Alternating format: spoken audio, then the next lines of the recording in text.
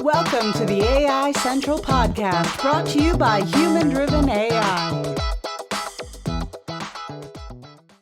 All right, so what I'd like to talk about today is YouTube's new Dream Track AI. Ah, yes. I've read a lot about it. Tell us what's going on. Yeah, so it's brand new, and select YouTubers who have high audience, obviously, are training the AI essentially. And what's going on is Universal Music has entered a contract with YouTube and with influencers to create 30-second reels for their videos using music and the AI voice likeness of John Legend, Demi Lovato, Charlie XCX, and like total of 9 artists, essentially. And you can basically create a 30-second musical track with John Legend's voice by just typing in text prompts. Yeah. And you can put in the lyrics to the song that you want, and then he'll sing it perfectly, you know? Yeah, it's fascinating. Or you can hum a tune and create a melody from that. Wow. And then that becomes a 30-second AI track that you can drop onto any video that you're uploading to YouTube. And so select people are using it and testing it out and training it essentially at this point. And then it'll become available to the general public soon, I'm sure. So I could create a song sung by John Legend, is what you're telling me. Exactly, yep. Just like I do text to video or text to, art or something, I would just say, write a song about AI and marketing, and John Legend would sing a song That's right. about AI and marketing. And to that point, what we will do is cut to a video right here. Cut to video. Here's how it works. When creating a YouTube short, in the music picker, I tap on this create button and enter a prompt. Now, I love persimmons, so naturally, I had to go with that. So I entered a simple prompt, my persimmon's so juicy, and I selected Troye Sivan as my singer. Then my mind was blown. Take a listen. My persimmon is so juicy. It's the best I've ever tasted. It's so ripe and sweet and juicy. It's got me feeling like I'm in heaven. Other artists include Demi Lovato, Charlie Puth, Sia, T-Pain, and more. Each prompt creates a completely original 30-second song that I can use as a backing track in my shorts. So what that's going to do is become the ultimate passive income for musicians and artists. Sure, yeah. Yeah, because, well... For established artists, though, yes? Yes, right now it's established artists. Sure. And there's only 9 of them, of course, but eventually, it will be more artists, obviously. But it makes it possible, really, for an artist to generate passive income that they're not even involved with, they're just kind of sitting back and then letting it happen, That is wild. Yeah. So, and I thought about this, in terms of, people could do all kinds of nefarious videos where they have John Legend singing stuff that he wouldn't want to be associated with. My mind just went there while you were talking. I was thinking they must have guardrails, right? Yeah, so I think it's probably, you'd have to look at the contract, I'm sure, with Universal to know for sure. But anything that sort of violates YouTube's norms, sure. And so probably nothing political. Yeah. Probably nothing obscene or, those types of things. Perhaps even religious. I mean, I don't think John Legend would have a problem with that given his history and gospel, but right. You said Demi Lovato and some other artists, they may not want their voices used in religious songs or something as well. Exactly. So, but I imagine at this point it would be anything that violates the YouTube rules of engagement. And this is only on YouTube? Yes, this is YouTube's Dream Track AI. It's called Dream Track AI. And I wrote a blog post about it as well, which we can include a link to. Sure.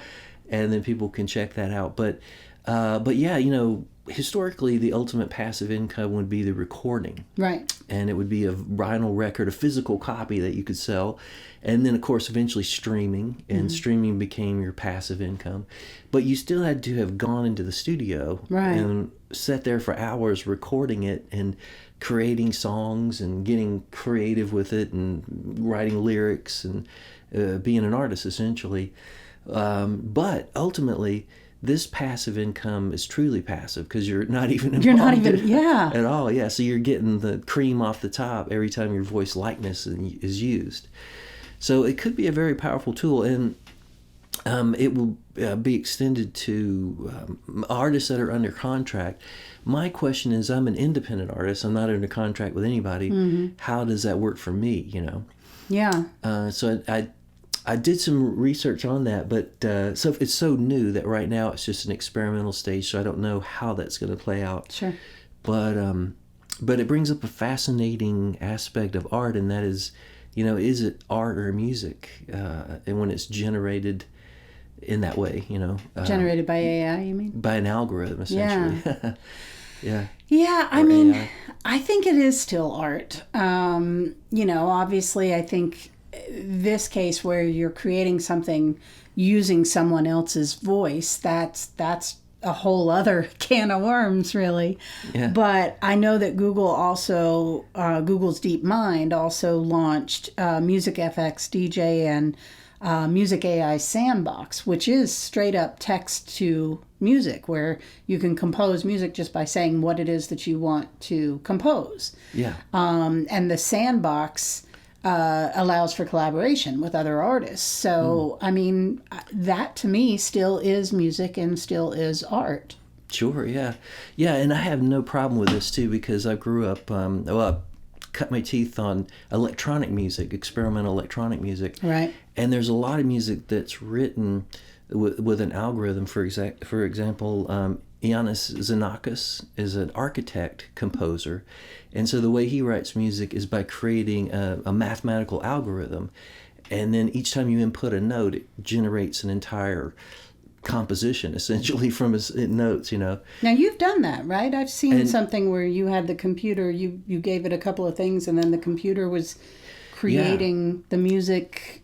Explain that. Yeah, that's right. So I'm trained in Max MSP. Yeah, Max. And if anybody's familiar with that, it's a very flexible tool that can allow you to interact with video and music. In other words, you could play a video, and the video itself controls the music, like the colors, RGB, you know, colors. Yeah.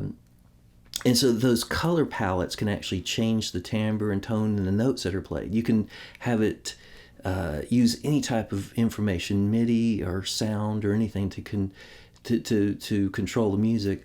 So I created a patch that I could improv with the algorithm. So I could hit a note and it would generate a whole series of other notes after that.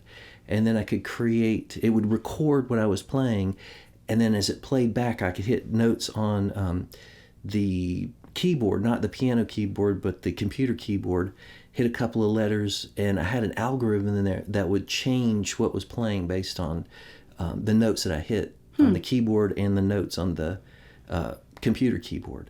So I'd play a note, it would play a bunch of notes, and then I could hit a note over here, and it would change those notes.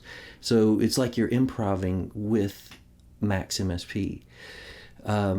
So, in other words, music can be created for a lot of different reasons. One is, you could create something that's beautiful, has a beautiful melody, those types of things. But also there's experimental music and experimental art and algorithmic music and algorithmic art. And so... the atonal thing, that's just not my jam. It's just not my jam, but I know you love atonal music. Yeah, exactly. So there's a lot of... what this is going to do, I believe, is open up more possibilities for how music is created and the way music sounds. And so I think it's fascinating. To me, it kind of plays right into my hands in terms of creativity. I'm a composer myself. A brilliant composer. His music is played all over the world. He's composed for Hilton hotels, for Coca-Cola, literally performances in Italy, all over the world. Sorry, my PR hat here. He's too humble. There you go. Sorry, had to do it. Yeah, but you and I were watching a video on YouTube about sculptures that are now being created using AI. And with the computer's help, you can realize it much faster. Yeah. And but then the last 1% is done by human hands. So they would carve, and we can actually share a little portion of this video for y'all to see, of course. But then at the last 1%, then they go in and have actual humans touch it, and then they carve the last bit.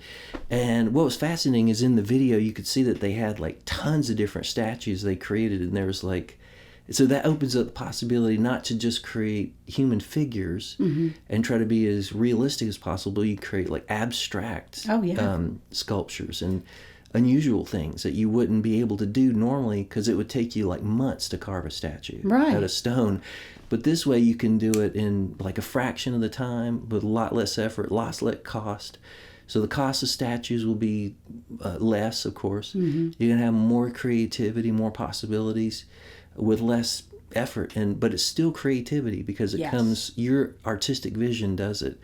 It doesn't do it all on its own. You can't turn the computer on and say, create a hit song, boop, I'm done. Or a perfect statue, boop. No, you have to have a vision, and you drive it, and you shape it, and you tell you where it wants to go.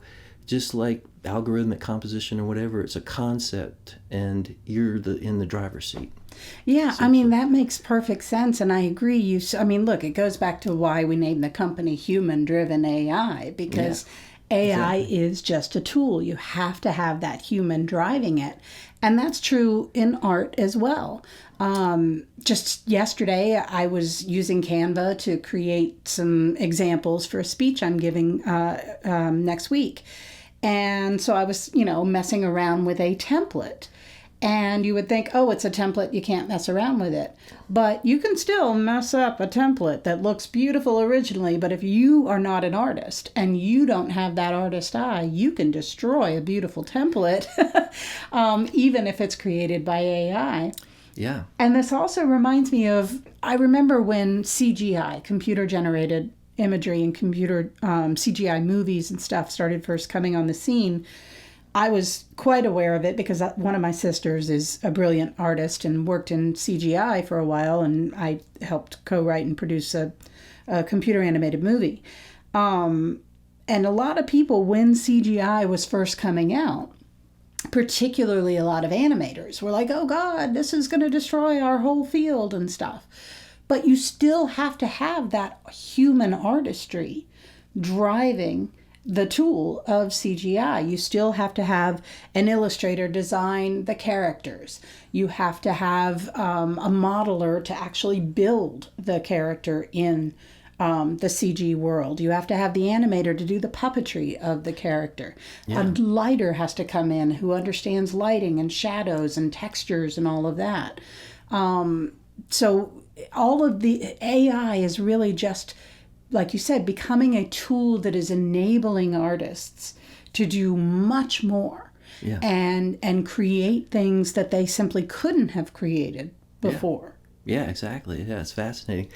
And that's where everything's going. But I think I kind of lost my train of thought of where I was going to go with that. We can cut this part. Well, I do think that all artistry is changing across the board. I saw, this was a few months ago, but it was such a brilliant business move from Getty. Now that people can generate their own images, right? They're not going to Getty to source B-roll and source photos as much because they can create their own. Right. So rather than lose business, Getty decided to structure their assets so that you can then have that data structure to train your own AI models. Yes. So they've literally pulled together, like, I can't remember the exact, this would be a much better story if I could, but the exact categories. But let's just say for the sake of things, one is on architecture. So they have all of these buildings, all of this B-roll, all of these photos showing the evolution of developing and designing buildings. And that will be one whole subset that they have organized and structured so that you can then train your AI model on Getty's images that way. Wow. Yeah. It's brilliant, yeah. It really is. It's a brilliant pivot for the company because they're going to be able to make money off of this where they're losing money as people are generating their own images. And it's genius because you want to train your AI on available, content that is copyright free or at least licensed to you for this purpose, which is what Getty is now doing. So I just think that that's just a genius way to pivot the brand and move with technology. Because let's face it, if you don't move with technology, you're going to die. I mean, that's just always been the history of everything. Yeah, exactly. Yeah. So I've always tried to embrace new technology and stay on top of it because that's so important, to stay relevant, really. Yeah. And to be part of the conversation and all those things. And all the best artists do that. They embrace the new, what's happening new. Like a Van Gogh, that kind of thing. He wasn't trying to do what everybody done millions of years, for over thousands of years. He's like, he's gone in a new direction. Yeah. And maybe in his own time he wasn't appreciated, but today we appreciate but he it. sure is now. Yeah, and it's all about his artistic vision, Yeah, and think about like the Beatles going the second they stopped touring and went into the studio. They were able to embrace technology in new ways. They were playing things backward, recording things backward, just looping things in ways people had never done before. Yeah. And we got, Sgt. Pepper and Rubber Soul and all these incredible albums because of it. Hell, the Beach Boys with Pet Shop. I mean, if they had not embraced technology, then they would still be singing about surfboards, It's just... Right. I don't mean to... I like their surf music too, but still. This is fascinating. And I think there's something really interesting too about... A lot of people are concerned about the whole thing of, these generative AI models are trained on other people's work. And I get that. Look, I get it. I'm an artist myself, not in the way that you are, but I paint and stuff like that. So I do think certainly we have to respect artists' vision and we have to respect their work. But I guess where I keep coming down on that is we were all trained on someone else's work. Ah, that's right. Yes. Yeah. I mean, in college, I studied other people's PR campaigns. I studied other people's marketing campaigns. To this day, I'm inspired by other people's campaigns and what they're doing. Yeah. And I studied that just as much as I did Toni Morrison or Jane Austen or Monet or the others. Yeah. I think everybody is trained on someone else's work, inspired by someone else's work. Yeah. And AI is no different. Yeah, exactly. And it reminds me of when you're first coming along as a composer, what you do and should do is study the scores of other composers and music. Right. And you almost have to kind of copy them in a way, Right. to kind of, and you're learning to use the same tools that they used. And it lifts you up to a higher level. But the ultimate thing is you have to find your own voice. Yes. And that's the key. You have to find your own voice, and because good musicians borrow, they don't steal. Right. So you don't steal someone's melody and use it directly in your piece, but you're inspired by it. Yes. And you borrow concepts and ideas and make it your own. And it's the same, I think, with these AI tools. You want to, at first, you have to kind of get used to how to use them. But ultimately, you want to make it your own voice, whatever you're doing. You're using these AI tools, you want to make it come from a place of your own voice. Mm-hmm. And then you can really create something special, Yeah. And you know what that made me think of is I always give this example. You've seen it a million times in my speeches and stuff where I'm talking about my kind of formula for prompt engineering where I give the role, the goal, and the assignment. And it's just a great way to kind of control the output and make sure that you're having that role playing, telling the AI the role from which to think, and then you give it the goal, what is the strategy here, and then the assignment, write headlines for Facebook or Instagram or whatever it may be. And when I do that, with that one example for my fake product, I use a fake product to demonstrate this called Nature's Brew Tea. And the AI came back with that fabulous tagline, sanity is just a steep away. Brilliant, right? Yes, yeah, that's brilliant. And here's what I love about that, because I was just thinking as you were talking about the importance of finding your own voice, right? Yeah. I have Googled, and many people have Googled to try to see, does that exist somewhere? Did the AI just copy sanity is just a steep away from some other campaign? But it does not. The AI was able to come up with something truly original based on the instruction that I gave it. And so that's what I think is so fascinating too about this whole idea of, oh, it's just mimicking, or oh, it's just copying other people's work. No, it's inspired by it. Yeah. And it's learning from it and does have the capacity to create something original. Yeah. So on the music front, that's fascinating. Yeah. Because you would be able to use AI to create a truly original piece of music that is not just mimicking something else. And if you're using the tool you mentioned, you could have John Legend's voice singing it. Yeah. So there you do get in the mimicry of it. But yeah, it's just, this is such a fascinating time, I think, for art right now, for art and commerce, because AI is just absolutely changing everything. Yeah. I've actually got a stat here that I wanted to share that I just think is fascinating. The global AI image market is projected to be worth over $40 billion by 2030. Wow. And that is a 254% increase. And I don't have the rest of the stat to know increase from when, but a $40 billion industry for global AI image market. Now, I wonder how much of that is like NFTs. Because I know that's a part of AI creating that imagery. But here's another stat that I love. Nearly half of visual artists surveyed found text-to-image technology was very useful in their artistic process, with just under a third finding it somewhat useful. So I can see that because it goes back to what you were saying of almost brainstorming with the AI. Yeah, that's the way I use it thus far, is I use it for brainstorming. And so I have used different AI tools, and I'll just kind of see what it generates. Right. And take it as a starting point. Right now, most of the tools will only give you a short snip, like 30 seconds anyway. So you can't just copy and paste that and put it in and have like a 3-minute song. That's just going to be terrible, because it doesn't develop or go anywhere. So it gives you kind of a starting point, but then you are in the driver's seat to develop it from there. So, the theme song that we started off this broadcast with, I created starting with AI. Yeah.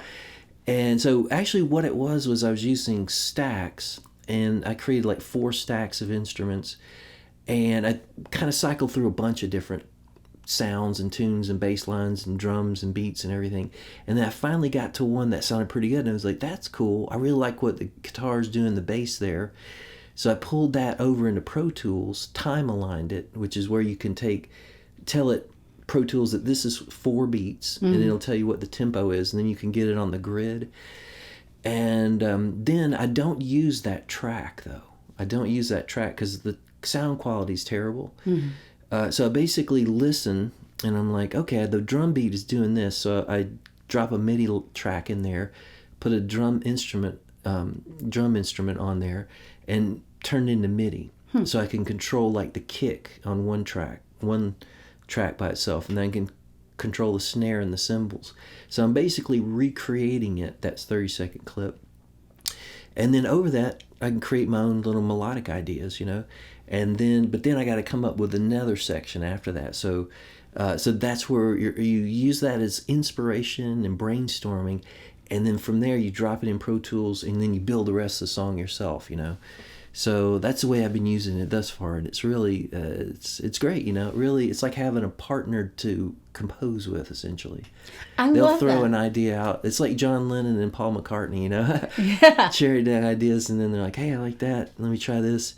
And we'll put something together, like a day in the life, Yeah. Two My different favorite songs Beatles that song. come together. Yeah. Exactly. Yeah. That's how you do it. You allow it to inspire you, and then you use your own voice and your own vision for the piece to take it in the direction you want it to go. And so, yeah, I think it's going to be a fascinating tool. I think it's going to, like I said, create passive income for established artists, perhaps the independent artists as well, but enable more art. And I'm sure there's going to be a range of quality and stuff, but Sure, there always is. A lot of different reasons to make music besides just a beautiful melody. There's experimental, algorithmic music, text to music, all of these different things. So this is just opening up more tools that's fascinating, exciting, I think. I think so too. I also think it could make handmade non-AI art more valuable. Yeah, that's You true. know, if you've got robots kind of mass producing statues, Yeah. and then you've got somebody over here who is painstakingly creating that statue with their own hands, their work can become more valuable as the AI work becomes more available. Yeah, exactly. Yep. And then also, going back to the sculpture thing, the the AI is creating 99% of it, but really, the last 1% in music is the thing that distinguishes great Yes. art Yes. from mediocre art, and that's when they go in and the humans actually touch it, and that's where you get, Michelangelo. You could see almost the veins in his Yeah. arms, and it's almost like alive, the skin. Yes. And that's where the human touch comes in there. I think that last little 1%, but it's be fascinating to see where it all goes. It really is. It's a whole new world of artistry with AI. This is really, really interesting. It is, but I think we kind of beat this to death. What do you think? Yeah, I guess so. Well, thank you so much for listening. We will have a new episode. On the next episode, we're going to talk about chatbots. So we're going to move a little bit away from the music and the artistry and get into engagement, and particularly how to drive not just lead generation, but lead conversion with chatbots. So be sure to keep an eye out for that one. Thanks so much.